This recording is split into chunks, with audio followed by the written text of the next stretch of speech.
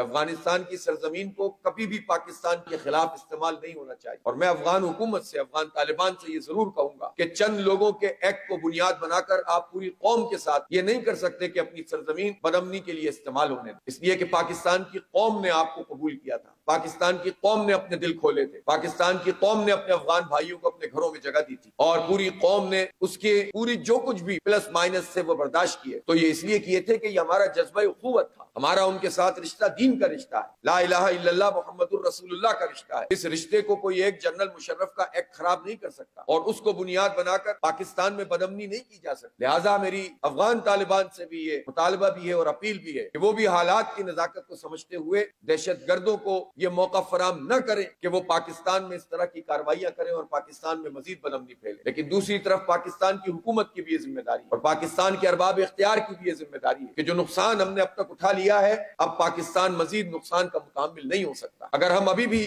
معاملہ اسی طرح سے چلائیں گے جس طرح پہلے آپریشنز کرتے رہے، اور آج اگر ہمیں ایک اور آپریشن کرنا پڑ رہا ہے جس کا اعلان یہ کرتے ہیں، تو اس کا مطلب ہے آپ کے پچھلے آپریشن ناکام ہو گئے۔ گویا فوجی آپریشن مسئلے کا حل نہیں ہوتا، مسئلہ بڑھانے کا سبب بنتا ہے، وقتی طور پر آپ 2-4 اہداف حاصل کرتے ہیں لیکن اس کے دور رس اثرات ہوتے ہیں جو پوری قوم کو اپنی لپیٹ میں لے لیتے ہیں۔ اس لیے ہم حکومت سے یہ کہتے ہیں کہ افغانستان کی حکومت کے ساتھ بامعنی مذاکرات کیے جائیں، ان کے ساتھ بیٹھیں، ان کی بات سنیں، اپنی بات کہیں۔ ہمارا ان کے ساتھ طویل دوستی کا ایک سفر ہے، اور خاص طور پر جب رشیا نے انویڈ کیا تھا اور اس کے بعد جب پاکستان نے اپنی سرحد کو بھی نہیں دیکھا تھا، بالکل اس طرح سے جنگ لڑی تھی پاکستان کے عوام نے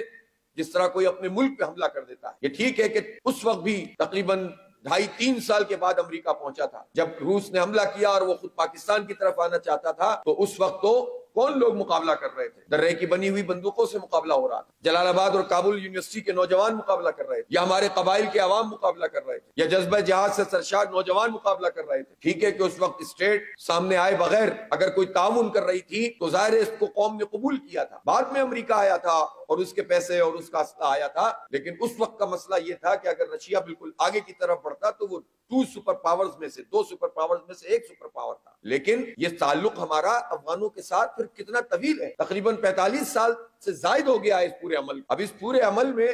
صرف چند لوگوں کی عاقبت نااندیشی، اس کے نتیجے میں یہ بھائی چارہ ختم ہو جائے، یہ اخوت کا رشتہ ختم ہو جائے، یہ ہماری قربانیاں ایک طرف رہ جائیں اور یہ پورا خطہ آگ کی لپیٹ میں آ جائے، تو کس کا نقصان؟ تو افغان طالبان کو بھی سمجھنا ہوگا اور پاکستان کی حکومت اور ریاست کو بھی سمجھنا ہوگا کہ اب یہ خطہ یہ مزید کسی آگ کا متحمل نہیں ہو سکتا، دونوں کے پاس کوئی دوسرا علاج نہیں ہے سوائے اس کے کہ بات چیت کریں۔ اس سلسلے میں اگر حکومتوں میں یہ اہلیت نہیں ہے، پاکستان کی حکومت اگر اپنے آپ کو یہ سمجھتی ہے کہ اس سے بات نہیں ہو رہی، تو پھر وہ جو لائک مائنڈڈ لوگ ہوتے ہیں جو یہ مسئلہ حل کر سکتے ہیں ان سے بات کریں۔ جماعت اسلامی اپنے آپ کو پیش کرتی ہے، مجھے یقین ہے کہ جب سنجیدہ طریقے سے گفتگو شروع ہوگی تو کسی نہ کسی اچھے انجام تک پہنچے گی۔ اس میں ہم اپنی پیشکش کرتے ہیں کہ یہ مسئلہ اتنا غیر سنجیدہ نہیں ہے کہ اس کو ٹالتے رہیں اور لڑتے رہیں اور مارتے رہیں اور دشمن ہمیں ہٹ کرے اور ہٹ کرنے کے بعد بھاگ جائے اور ہم بمباری کریں اور اپنے ہی مویشی جلا دیں، اپنی ہی بستیوں کے اوپر بم پھینک دیں، تو اس سے کس کو فائدہ ہے؟ کسی کو بھی فائدہ نہیں ہے۔ لہٰذا مسئلے کو حل کیا جائے۔